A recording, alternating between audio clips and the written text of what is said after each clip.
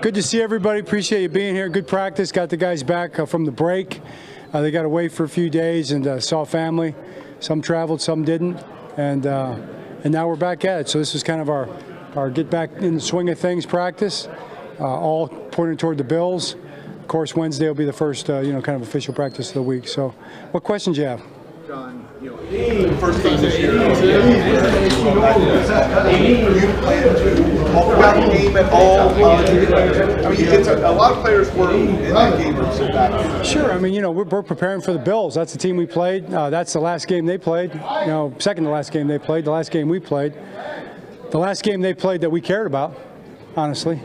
But we're watching that game. You watch all the games. You watch the preseason games. It's just a thorough evaluation of everything. Does that game serve?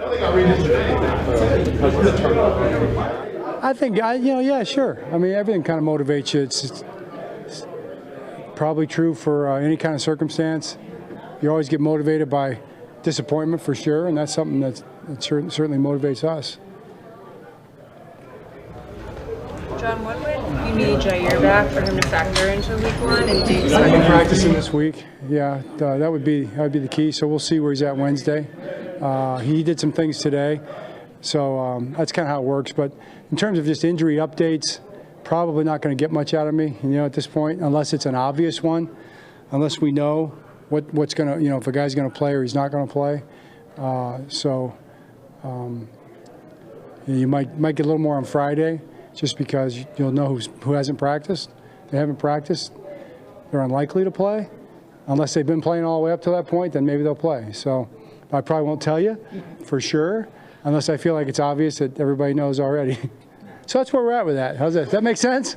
John, Yeah. John, did you mention Jair did something out? Was he doing something out? He was working. No, not. He was working today on physical stuff. Yeah, he's moving.